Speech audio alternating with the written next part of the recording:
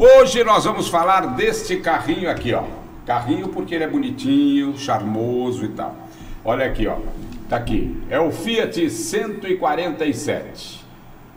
A fábrica mais famosa da Itália, né, de carros, a Fiat, resolveu vir para o Brasil e trouxe este carrinho aqui.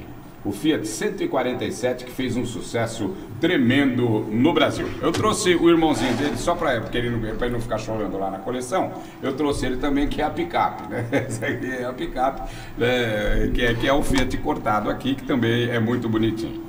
Bom, eu vou começar falando com o André, porque o André tem uma história que remonta até antecede a chegada da Fiat e do Fiat 147 no Brasil. Conta essa história pra gente, André. Isso, é importante que a gente fale sobre as raízes do 147, né? Então, a gente começa nos anos 60.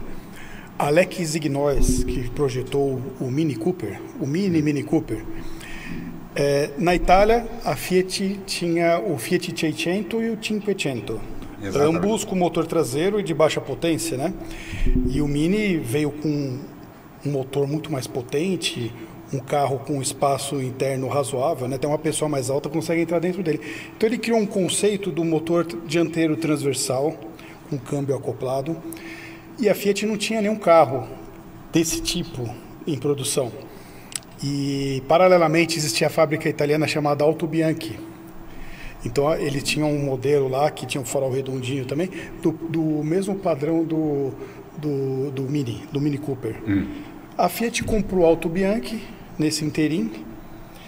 Então, paralelamente, existia uma pessoa chamada Pio Manzo, que o sobrenome Manzoni passa a ser Manzo, né, um diminutivo italiano costuma fazer isso, como o Pininfarina, que era o Farina, virou Pininfarina. Então eles têm essas coisas aí. Enfim, Pio Manzur é um consultor de design da Fiat, já tinha passado por outras montadoras, e ele fez um conceito de um carro, posso pegar aqui para demonstrar? Claro. Essas formas que a gente vê no Fiat 147, de grande aproveitamento de espaço interno, ele havia feito um conceito de um táxi para a Fiat, que era parecido com uma minivan, então o para-brisa era avançado mais adiante. Tá. E a Fiat gostou muito disso e encomendou para ele, como a Fiat havia comprado a Auto Bianchi, então a Fiat resolveu aproveitar a base mecânica da Auto Bianchi, a suspensão traseira em feixe de molas independente, a dianteira McPherson, e a Fiat pegou a motorização do Fiat 850, que era um motor traseiro, aquele esportivo, né? O cupêzinho. Sim. Então ele fez uma mistura da base mecânica do Auto Bianchi com o motor do 850, e o Pio Manzur fez esse desenho básico que a gente vê com o Fiat 147, que na época era o projeto 127. Esses números 127, 147 são os números dos projetos que a Fiat utilizava. Entendi. Né? Então, o Pio Manzur, infelizmente, ele não viveu para ver a concretização desse carro na Itália. E ele sofreu um acidente? Infelizmente foi isso que aconteceu. E na proximidade da ida lá, né? Estava a 10 quilômetros da fábrica. 10 quilômetros da fábrica. Ele estava indo na reunião de apresentação do projeto final e ele estava com um Fiat 600 e ele capotou a 10 quilômetros da fábrica.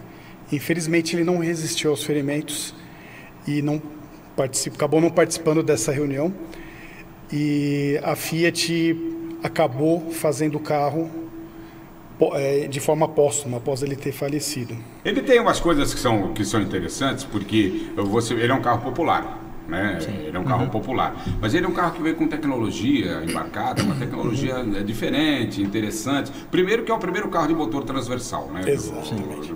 Tem uma coisa que assustava um pouco, ou que pelo menos era diferente, que o step era ao lado do motor. Dentro do cofre do motor, exatamente. Dentro do cofre do motor, né? E até tinha gente que, como é que é possível? Vai murchar, não vai pegar fogo isso aí, porque é borracha, não sei o que tem. Quer dizer, é a mente do ser humano. Eu acho que uma das exigências da engenharia brasileira era, por exemplo, o carro que vai ser lançado em Minas Gerais tem muito morro, muita montanha, né? Então era que tivesse um bom torque em baixa rotação, entre primeira, segunda e terceira marcha, pelo menos, né? E realmente conseguiram fazer um motor muito elástico. Ele trouxe esse tipo de inovação, além da suspensão. Foi o primeiro carro que teve a suspensão independente nas 4 rodas no Brasil. O primeiro carro com motor transversal. O Tomitão me ajuda aqui, que é mais o para-brisa laminado. Para-brisa laminado, que mais? Esse conceito de 70% para habitáculo e 30% para mecânica começou com ele. Começou exatamente. Hoje você vê todos os carros são assim. Você pega um HB20 assim. Não é? Mas Honda... tinha também uma desconfiança do motor transversal pro brasileiro. Isso é época, uma história, né? Isso é uma guerra, uma guerra, a gente chama de propaganda, né? Uma guerra ideológica. Uma guerra ideológica. O motor de lado, né? É uma coisa, né? Mas não tinha... Na época que se falava que, nossa, o Fiat não tem espaço para o mecânico mexer. Não é verdade. Você pega um carro hoje, o motor está quase dentro do habitáculo.